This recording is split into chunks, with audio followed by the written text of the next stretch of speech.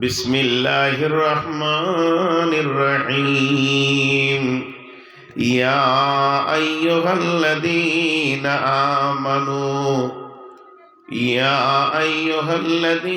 आमनुत्तकुल्लाहा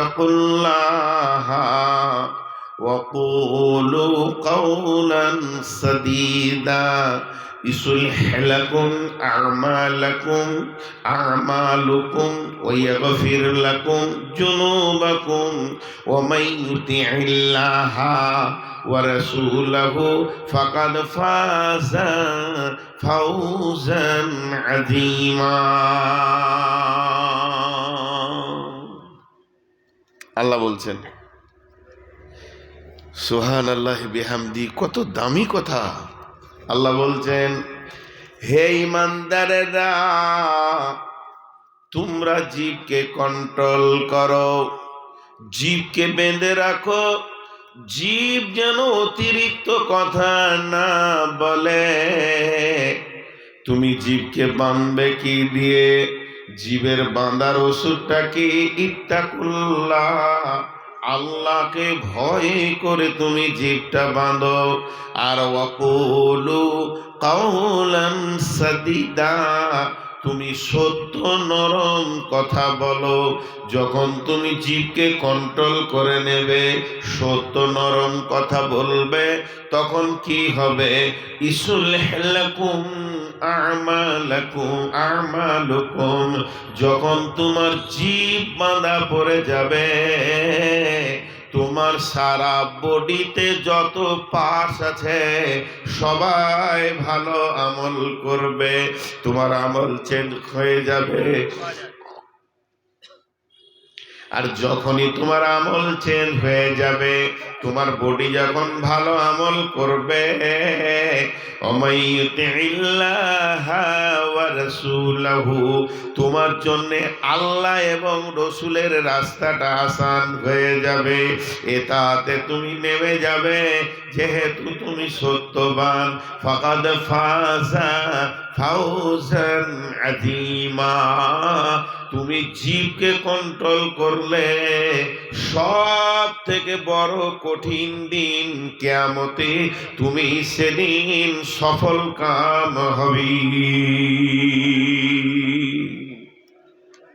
জিভকে control করো। জিভ অতি খতরনাক। জিভ অতি খতরনাক। জিভ এত খতরনাক, আপনাকে জান্নাত ঢুকতে দেবে না। এখন একটা দর্শন কথা বলবো 10-5 মিনিট, এটা ধ্যান দিয়ে শুনতে হবে। এটা ফিলোসফি, কোরআন হাদিসের সমন্বয়ে হবে কথাটা, কিন্তু ফিলোসফি দর্শন হচ্ছে অতি কঠিন। যারা বুঝে তারা বুঝে, যারা বুঝে না তারা বুঝে না। একটা মানুষ যেদিন থেকে মুখ খুলে, আর একটা মানুষ তার আজরাইল এসে যেদিন মুখে তালা মারে, ওর যখন জন্ম হলো 1 বছর 1.5 বছর পর আব্বা মা বলতে শিখলো, মানে মুখ খুললো। আর যেদিন আজরাইল আসলো, ওর জিভ তালা পড়ে গেল। এই টোটাল জীবনে ও যত কথা বলে, টোটাল জীবনে যত কথা বলে, তার 4টা ভাগ। যে কথাটাই বের হবে, আপনি 4টা বালতি রাখবেন, যে কোনো একটা বালতিতে ফেলা হবে। যেটা এখানে পড়ছে, এটা এই ভাগে পড়ছে, এটা এই ভাগে পড়ছে, এটা এই ভাগে পড়ছে। 5 নম্বর ভাগ নাই। সেই 4টা ভাগ কি? 1 নম্বরে ভালো কথা, 2 নম্বরে খারাপ কথা, 3 নম্বরে প্রয়োজনীয় কথা, 4 নম্বরে অপ্রয়োজনীয় কথা। মা বোনেরাও কান দিয়ে শুনে নেন, বিশেষ করে আমার বেটিদেরকে বলছি, শিক্ষিতা মেয়ে তোমরা কান করে শোনো। একটা প্রয়োজনীয় কথা, একটা অপ্রয়োজনীয় কথা, একটা ভালো কথা, একটা খারাপ কথা। এবার আল্লাহ বলছেন, যদি কেউ ভালো কথা বলে, কাউলুন মারিফুন,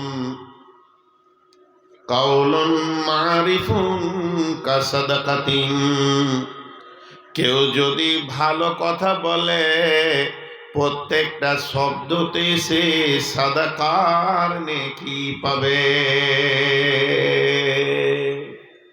এই যে এখন আমি বকছি, এটা হলো সাদাকা।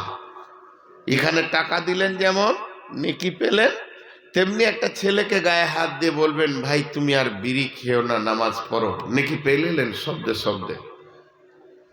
এবার আর বলছেন, যদি কেউ খারাপ কথা বলে তাহলে সে খারাপ কথাটা হলো একটা শব্দে শব্দে গুনহা।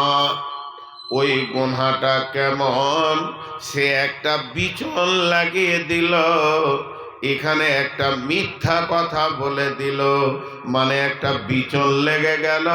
ওই বিচনে একটা আঁঠিতে আম হবে 25টা 50টা তার গাছ হবে, তারপরে যখন আম ধরবে কয়েক হাজার তার গাছ হবে। তার মানে তার গুনাহ বাড়তে লাগলো। অতএব খারাপ কথা থেকে তুমি বাঁচো। উদাহরণ দেওয়ার জন্য বলছি, উদাহরণ মানে মিসাল। কেউ বলে দিল চায়ের দোকানে, কথাটা একজন বলল, কি বলল, নূর মোহাম্মদ চোর, সুদ খায়, শুনলো 20 জন, তারা 20 জন আবার বলবে 20 করে, তারা বলবে 20 করে, ওর গুনহার ঢেরি চালু হয়ে গেল। তাহলে শুনেন, এবার হলো প্রয়োজনীয় কথা। বিবিকে ডাকছি, শোনো বেগম, তোমার সঙ্গে কথা বলবো, হাসছি, গল্প করছি, নাতি নাতনিকে নিয়ে খেলা করছি, আনন্দ দিছি। বেটাকে ডেকে বললাম, বাবা তুমি হরিশ্চন্দ্রপুরে যাও, মালগুলো নিয়ে এসো। এই যে প্রয়োজনীয় কথা, বিবি স্বামীকে বলছেন, আজকে কি তরকারি বানাবো, বলো কোনটা তোমাকে রুচ লাগছে। এগুলো প্রয়োজনীয় কথা। যদি কেউ প্রয়োজনীয় কথা বলে, সেও শব্দে শব্দে শব্দে নেকি পাবে। প্রয়োজনীয় কথা না বললে মানুষ চলতে পারবে না। আর থাকলো অপ্রয়োজনীয় কথা, চায়ের দোকানে বসে গেছে, আড্ডা জায়গায় বসে গেছে, van van van van van van van van van van van van machine চালা হচ্ছে। তুরস্ক, আমেরিকা, নিউজিল্যান্ড, হল্যান্ড, ফিলিপাইনের গল্প চালাচ্ছে, কিছুই জানে না, আর মিথ্যা সত্য মিলিয়ে চালিয়ে গেছে। এটা ওর কোনো প্রয়োজন ছিল না। অপ্রয়োজনীয় কথাতে গুনাহ আছে। আর আপনার কিনা খারাপ কথাতে গুনাহ আছে, প্রয়োজনীয় কথাতে নেকি আছে, ভালো কথায় নেকি আছে। এর জন্য আমার আল্লাহ বলছেন, মা ইয়ালফিদু মিন কাওলিন ইল্লা লাদাইহি রাকিবুন আতীদ। তোমার জবান দিয়ে এমন একটা শব্দ বেরোচ্ছে না, যে শব্দটা আমার সংরক্ষণকারী সংরক্ষণ করছে না। বলেন, সাহাবা রাদিয়াল্লাহু আজমাইনরা কি করতেন জানেন? সারা রাত ঘোরাফেরা হয়ে গেল, এবারও বিছানায় বসেছে, শুবে তো বিছানায় বসে বসে যেসব দোয়া দরুদ আছে পড়ে নিলেও, পড়ে নিয়ে এবার হিসাব করতো, সকালে ওর সঙ্গে আর কি মারলাম, ওর সঙ্গে বেশি কথা বললাম, ওর সঙ্গে ও ডাকলো তা আমি গেলাম না, কি কি আজকে ভুল করেছি। এই কথাটা যদি নাই বলতাম তাহলে তো আমার চলতো। ওই কথাটা বলতে যে দুটা কথা বেশি হয়ে গেল, আমার লিখনেওয়ালা দুটা পাতা বেশি লিখে নিলে, তো আমার ওটা কি বলা দরকার ছিল? এই ঘুমাবার আগে কান্ত, হে আল্লাহ তুমি মাফ করো, তুমি দয়া করো, আমি ভুল করে আজকে বেশি কথা বলে দিয়েছি, আগামীকাল সকাল থেকে উঠে প্রয়োজনের বাইরে একটাও কথা বলবো না। এইভাবে তারা কথাকে কমাতে কমাতে কমাতে কমাতে একদিন মানুষত্বের শীর্ষস্থানে পৌঁছে গেছেন। অতএব বন্ধুরে, অতিরিক্ত কথা বলা যাবে না।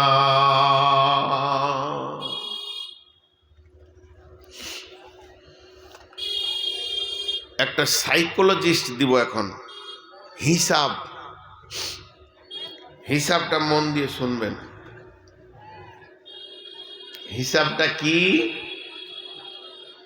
সারা পৃথিবীতে যতদিন পৃথিবী তৈরি হয়েছে, আদম এসেছে, আর যতদিন থাকবে, যতগুলো মার্ডার হয়েছে, যতগুলো খুনাখুনি হয়েছে, যতগুলো লাঠি নিয়ে লাঠালাঠি হয়ে গেছে, যতগুলো তালাক হয়ে গেছে, স্বামী স্ত্রী বিচ্ছেদ, ভাইয়ে ভাইয়ে বিচ্ছেদ, মা বেটায় বিচ্ছেদ, যার পেটে জন্ম নিল সেই মায়ের সাথে সম্পর্ক শেষ, বিবির সাথে সম্পর্ক শেষ, যতগুলো মামলা নিষ্পত্তি হয়ে গেছে এই পর্যন্ত, আর যতগুলো মামলা সারা পৃথিবীতে এখনো পর্যন্ত জীবিত আছে, এরপরও যত মামলা হবে সমস্তগুলোকে যদি এক জায়গায় করা যায়, আর একবার যদি জিজ্ঞেস করা যায় কি কারণে হলো, কারণটা যদি পিছাতে পিছাতে পিছাতে পিছাতে 1 নম্বরে যাওয়া হয়, নাম্বার 10 কারণ, নম্বর 9 কারণ, নম্বর 8 কারণ, নম্বর 7 কারণ, নম্বর 6 কারণ, নম্বর 5 কারণ, নম্বর 4 কারণ, নম্বর 3 কারণ, নম্বর 2 কারণ, নম্বর 1 কারণ, তো দেখা যাবে মার্ডারটা হয়েছে 10 নম্বরের কারণে, কিন্তু প্রথম ঝগড়া শুরু হয়েছে জীব নিয়ে। ওর কথা ওকে লাগিয়েছে, ওর কথা এর কাছে গেছে, যত স্বামী স্ত্রী তালাক আজ পর্যন্ত হয়ে গেছে, ওটা একমাত্র জীবই করতে পেরেছে, আর কেউ পারবে না। ভাইয়ে ভাইয়ে বিচ্ছেদ, তার মানে বউ স্বামী স্ত্রীকে কথা ফুসফুস করে লাগিয়ে দিয়ে ভাইয়ে ভাইয়ে বিচ্ছেদ ঘটেছে। তার মানে জবানের মতো কঠিন ধারালো অস্ত্র পৃথিবীর বুকে আর নাই।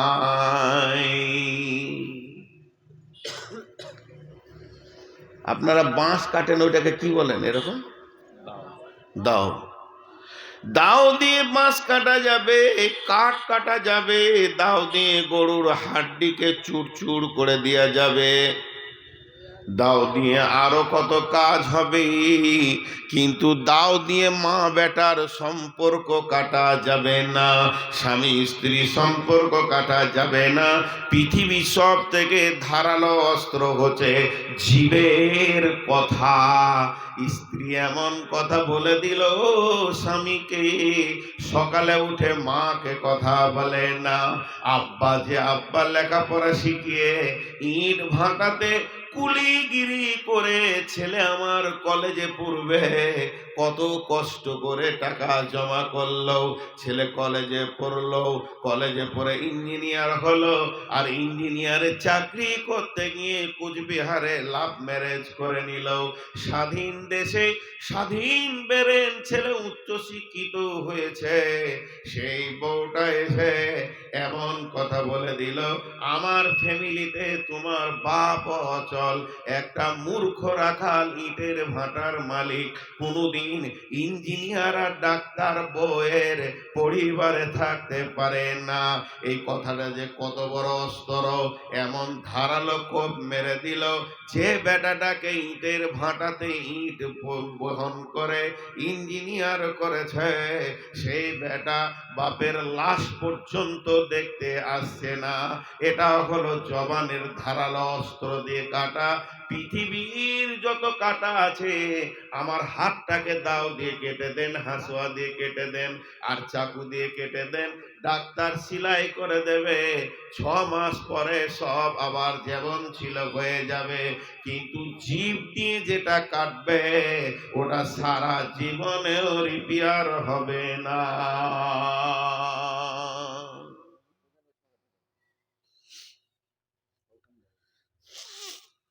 দাও দিয়ে কাটে চামড়াকে, আর জীব দিয়ে কাটে দিলকে। দিল প্রেম কেটে যায়।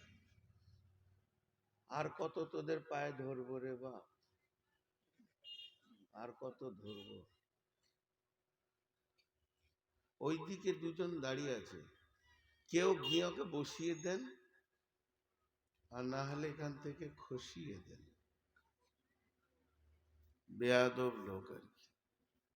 বংশটা ঘোড়া বংশ, ঘোড়ারা যদি বসে যায় তো দাম কমে যাবে। জীব হলো বড় বেকন্ট্রোল। আপনাদের বিরক্ত লাগছে নাকি? জি, এতগুলো লোক চুপ করে আছেন, আপনাদের বিরক্ত লাগছে? আমার শরীরে এখন জ্বর। আমাদের জিন্দেগিটা আল্লাহ বানিয়েছে, মানুষ টাকাটা দেখে কিন্তু বাকিগুলো দেখে না। 4 জন বক্তা বক্তব্য করতে করতে মরেছে, আমার এলাকারই 2টা। আমি 6 থেকে 7 বার অ্যাক্সিডেন্ট করেছি, রাত 1:30টায় 2টোয়। এমন অ্যাক্সিডেন্ট করেছি, দুদিকে রোড জাম হয়ে এসে বলছে আপনি বেঁচে আছেন, তাহলে আল্লাহ বাঁচিয়েছে। তো ভাইয়া, জীব বড় বেকন্ট্রোল। যার জীব কন্ট্রোল হয়ে যাবে গোটা দেহ কন্ট্রোল হয়ে যাবে। এবার আল্লাহ কি বলছেন? ইয়া আইয়ুহাল্লাযীনা আমানু ইজতানিবু কাসীরাম মিনাজ জান্নি ইন্না বা'দাদ-দান্নি ইসমুন ওয়ালা তাজাসসু ওয়ালা ইয়াগতাব বা'দুকুম বা'দান আইয়ুহিব্বু আহাদুকুম আইয়াকুলা লাহমা আখিহি মাইতান ফাকারিহতুমুহু ওয়াত্তাকুল্লাহা ইন্নাল্লাহা তাওয়াবুর রহিম। সব থেকে বেশি গীবত করে মেয়েরা। মেয়েরা বেশি গীবত করে। 3টে মেয়ে চুপ করে বসে আছে, দেখাতে পারবেন না। 2টা মেয়ে চুপ করে বসে আছে, দেখাতে পারবেন না। গোটা কথা বলে পেট খালি করে নিবে, বুক খালি করে নেবে, যে শেষকালে বলবে ওর কথা বলিস না, আমাকে ভালো লাগে না। শুনেও নিল, বলেও নিল। অতএব গীবত বড় ভয়ানক। আল্লাহ বলছেন গীবতটা তৈরি হয় কোথা থেকে? গীবতের একটা চাবি আছে, সেই চাবিটার নাম হলো জান। জান জান আল্লাহ বলছেন ইয়া আইয়ুহাল্লাযীনা আমানু, হে ঈমানদারেরা, ইজতানিবু, তুমি বাঁচো, বা'দাজ জান্নি, এমন কিছু ধারণা থেকে। জান মানে হলো ধারণা। তুমি যখনই ধারণা করবে, তোমার মাথা যখনই কোনো অনুমান করবে, তখনই তোমার জিভটা খুলে যাবে। অতএব তুমি ধারণা করিও না। ধারণা হলো জীবের চাবি। যদি চাবি না খুলতে পারে, ভিতরের মাল বের করতে চড়ে যেমন পারবে না, যার কাছে অনুমান বা ধারণা থাকবে না, তার দ্বারা জীব গুনাহ করবে না। এর জন্য আল্লাহ বলছেন খবরদার তোমরা ধারণা করো না, বাঁচো তোমরা কিছু ধারণা থেকে। ধারণা কেমন? এখন জালসা শেষ হবে ধরেন 12:30টায়। 12:30টায় শেষ হলো, সবাই আমরা উঠতে শুরু করে দিলাম। রাস্তায় যেছি, যেতে যেতে এখান থেকে কারো বাড়ি 10 কিলোমিটার, সাইকেল কি বাইক লেগেছে, এমন সময় দেখছে একটা যুবতী মেয়ে আর এক যুবকের বাইকের পেছনে ও যাচ্ছে। ও ধারণা কি করলো, ও তখন ওর বন্ধুকে বলছে, দেখছিস রে এত রাতে জোয়ান জোয়ান ছেলে মেয়ে, যুগ জামানা খারাপ। ধারণা করলো কি করলো না? আরে হ্যাঁ না বলেন? ধারণা করলো, খারাপ ধারণা করলো। কিন্তু আসলে ঘটনাটা কি? আসলে ঘটনা হলো ওরা ভাই বোন। বোনটার রাত 1:30টায় হঠাৎ পেটে যন্ত্রণা, অত্যন্ত যন্ত্রণাতে কাঁদছে। ভাই বলে, ওর তোকে হরিশ্চন্দ্রপুর নিয়ে যাব। এবার ভাই বোনে ডাক্তারখানা চললো, আর ধারণা করলো নোংরা, কিংবা তারা প্রেমিক প্রেমিকা গোপনে বাড়ি ছেড়ে পালাচ্ছে। ধারণা করলো দুজনে মনে হয় ভাই বোন জালসা শুনে বাড়ি যাচ্ছে। এ ধারণাটাও তোমার মিথ্যা, আগের ধারণাটাও মিথ্যা। আল্লাহ বলছে কোনো ব্যাপারে তুমি ধারণা করিও না। যখন তুমি ধারণা করবে তখনই তোমার জিভ খুলে যাবে, আর তোমার জিভ কথা বলবে। এমন কিছু ধারণা আছে তোমাকে কাবিরা গুনার ময়দানে ডুবিয়ে দেবে।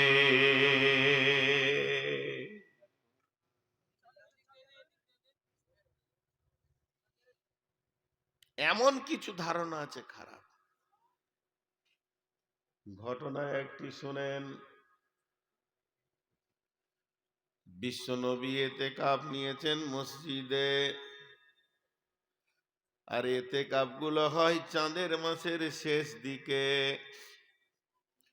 বিশ্বনবীর সঙ্গে বেগম সাফিয়া দেখা করতে এসেছেন মসজিদে, বিশ্বনবীর বিবি। বিশ্বনবী তার বিবির সঙ্গে মসজিদে বসে বসে এসার পর অনেক আলাপ আলোচনা করলেন। এবার মহিলা মানুষ, তিনি বলছেন, ইয়া রাসূলুল্লাহ, ইয়া হাবিবাল্লাহ, আপনি আমাকে একটু আগিয়ে দেন।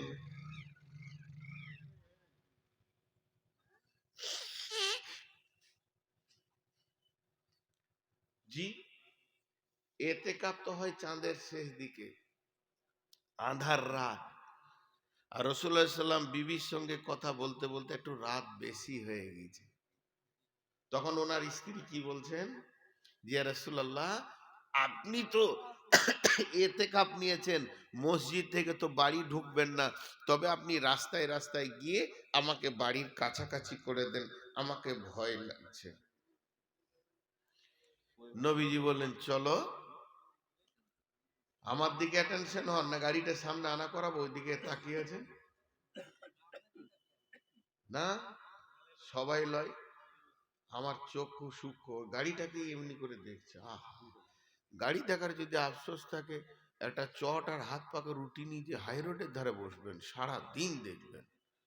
এখন বায়ানটা শোনেন।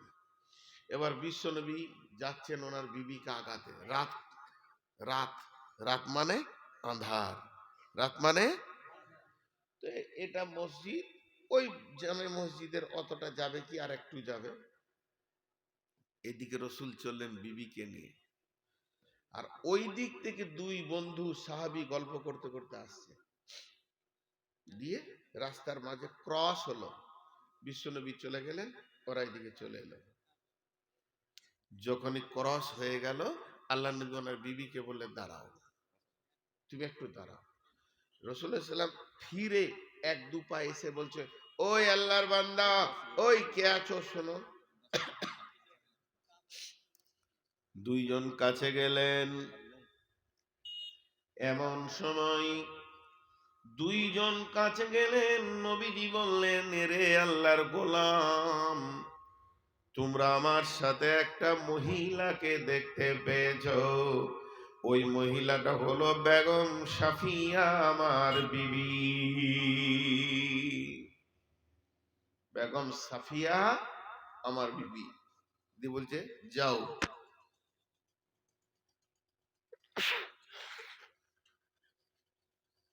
যাও, এটা বলি বলছে যাও।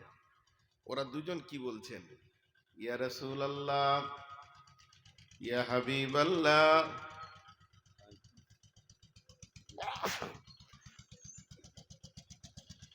ও দয়ার নবী, আপনার প্রতি আমাদের কোনো ধারণা খারাপ নাই। আপনি বিবি ছাড়া হাঁটবেন না, এটা আমাদের ভালো জানা আছে। যেদিন থেকে আপনাকে আমরা নবী বলে মেনে নিয়েছি, সেদিন থেকে আমরা একদম পরিষ্কার আপনাকে ভালো মানুষ জানি। নবীজি বললেন, রে আল্লাহর গোলাম, আল্লাহর বান্দা, তুমি ভালো, তোমরা ভালো, আমি ভালো, আমার বিবি ভালো, তোমরা দুজনে ভালো, আমি ভালো, আমার বিবি ভালো, কিন্তু শয়তান ভালো নয়।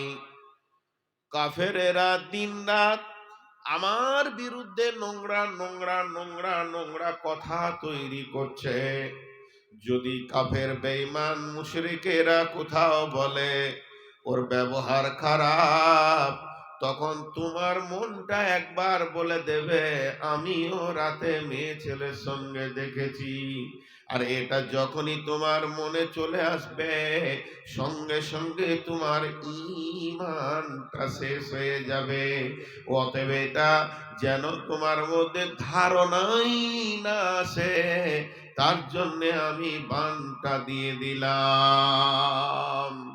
বন্ধুরে আমার, এর জন্য আমার আল্লাহ বলছেন, ইজতানিবু কাসীরাম মিনাজ-যন্নি ইন্না বা'দায-যন্নি ইসমুন। এমন কিছু ধারণা রয়েছে যেগুলো কাবিরা গুনাহ। ওয়ালা তাজাসসু, তাজাসসুসি করিও না। ওয়ালা ইয়াগতাব, এবং গীবত করিও না। বা'দুহুম আলা বা'দিন, একে অপরে পরনিন্দা পরচর্চা করিও না। আল্লাহ তাবারাক ওয়া তাআলা বলেন, আইয়া আইয়ুহিব্বু আইয়াকুলা লাহমান আখিহি মাইতান ফাকারিহতুমুহু ওয়াত্তাকুল্লাহা ইন্নাল্লাহা তাওয়াবুর রাহিম। তুমি কি গীবত করে তোমার মরা ভাইয়ের মাংস খেতে চাইছো? নিশ্চয়ই তুমি এটাকে ঘৃণা মনে করবে। তার থেকেও ঘৃণা হলো গীবত, পরনিন্দা, পরচর্চা। ওয়াত্তাকুল্লাহ, আল্লাহকে ভয় করো। ইন্নাল্লাহা তাওয়াবুর রাহিম, নিশ্চয় আল্লাহ তওবাকে কবুল করনে ওয়ালা।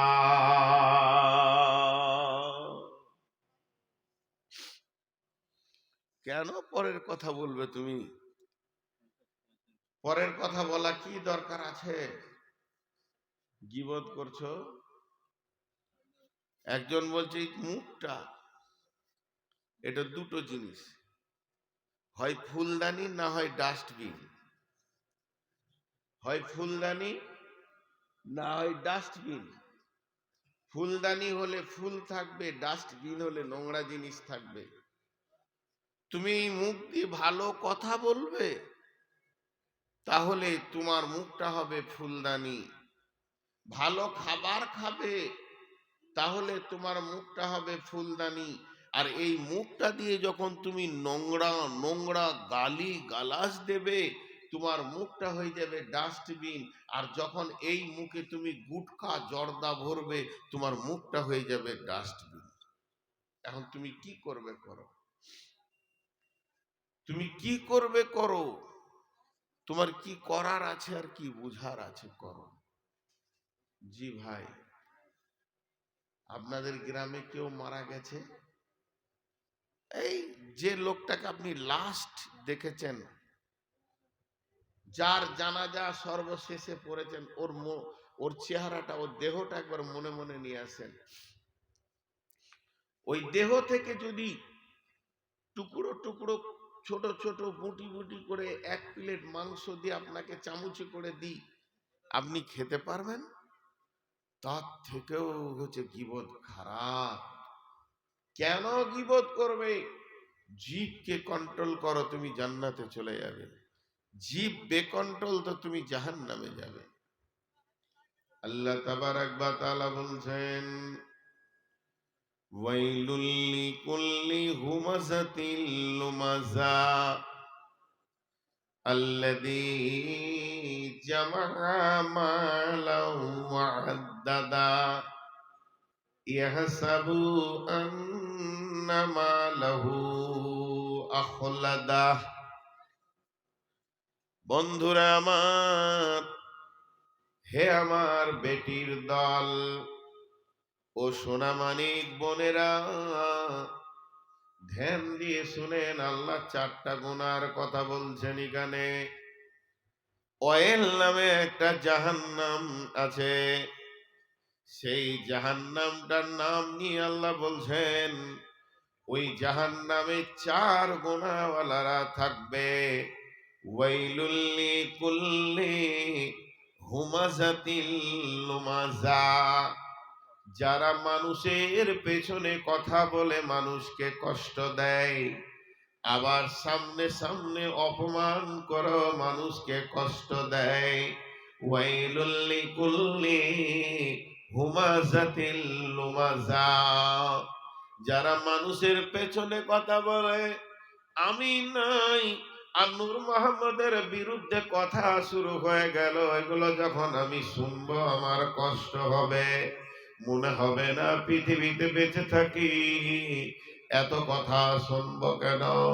মানুষের কথাতে বড় আঘাত লাগে, তাহলে যারা পেছনে কথা বলে বলে ঝগড়া লাগিয়েও দেয়, জানও চলে যায়, সমাজকে নোংরা করে দেয়, কষ্ট দেয়।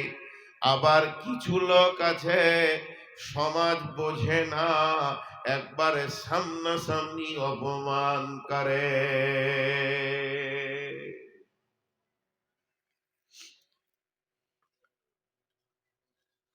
উদাহরণ দেওয়ার জন্য বলছি, আমার গ্রামের কোন লোক আপনাদের গ্রাম এসছে, দিয়ে কাগজটা পড়ে দেখছে নূর মোহাম্মদ এখানে আছে রে, জোহরের নামাজ পড়ে বলছে, নূর মোহাম্মদকে কেন বক্তা লিয়েছে যে? বলে কেন? ও তো পাকা মাতাল, ও তো সুদ খায়। বলছে তুমি ঠিকই বলছো। হ্যাঁ, আমার নাম্বারটা লিখেলেন, ওর বাড়ির পাশে আমার বাড়ি।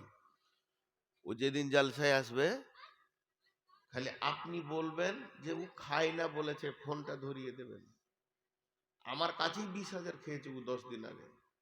আমি পাক্কা সুদখোর, আল্লাহ মাফ করুন, উদাহরণ দেওয়ার জন্য বলছি।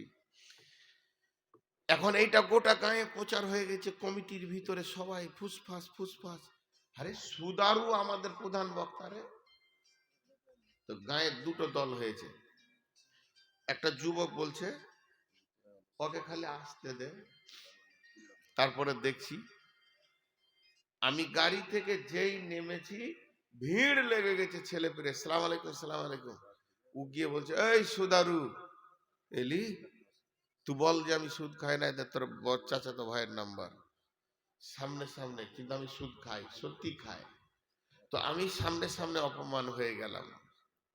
বন্ধু আমার, এখানকার যিনি সভাপতি উনি বলছেন ওর ব্যাপারটা আমাকে ছেড়ে দে, আমি দেখে নিচ্ছি।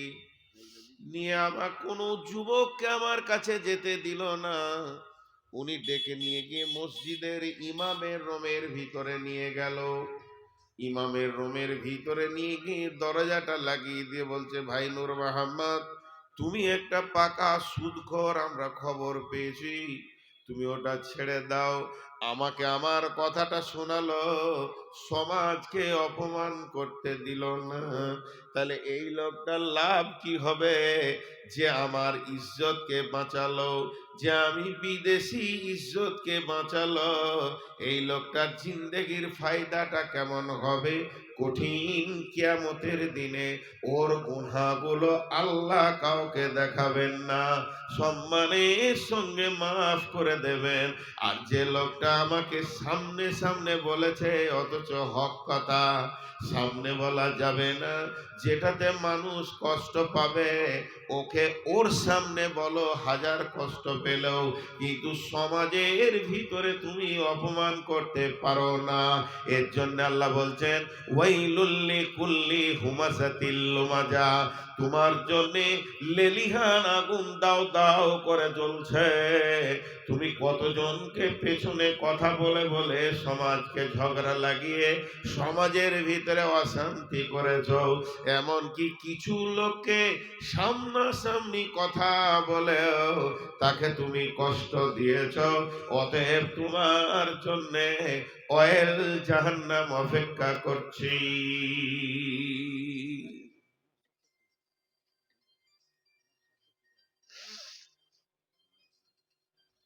কার মোবাইলে এত রাতে ডাকছে কে? বন্ধু বান্ধব এবার জিলেপি খেতে ডাকছে, যাও। এখন মজার কথা একটা বলছি, একটু ধ্যান দেন। একটা অপমান করলো আমাকে সবারই সামনে, আর একজন আমার গুনাহকে ঢেকে নিল। আমি টু দি পয়েন্ট কথা বলছি, তা আল্লাহ ওর গুনাহকে ঢেকে নেবেন আর একে অপমান করবে না। তাহলে সামনে আর পেছনে কথা বলে যারা মানুষকে কষ্ট দেয় তাদের জন্য অয়েল জাহান্নাম আছে। এই তোরা হরেন বাজাচ্ছিস কেন রে? দেখতে পেয়েছিস না যেখানে জালসা চলছে নেমে পাড়া, নেমে পাড়া, পিক পিক পিক পিক করে বাজাতে রয়েছিস। হায়া শরম লজ্জা সব কোন দিকে চলে গেছে তোদের? তো দুই ধরনের, পেছনেও মানুষকে কষ্ট দেওয়া হয়, তবে তার কথাটা তার সামনে বলা যাবে সমাজকে সরিয়ে, এটা অসুবিধা নেই।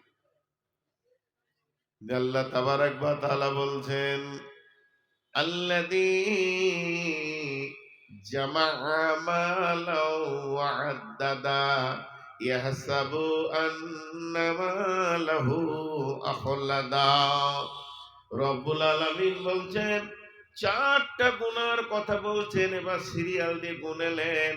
এক নম্বর হলো পেছনে কথা বলে কষ্ট দেওয়া, দুই নম্বর হলো সামনাসামনি কথা বলে অপমান করা সমাজে, তিন নম্বর হলো যারা মালকে গুনে গুনে গুনে গুনে রাখে, প্রাচুর্য বাড়ায়, আর চার নম্বর হলো সে ধারণা করে আর ইহাসাবু আন্নামা লাহু আখলাদা, তার মাল তাকে কোনদিন ছেড়ে যাবে না, তার মাল তার সঙ্গ হবে।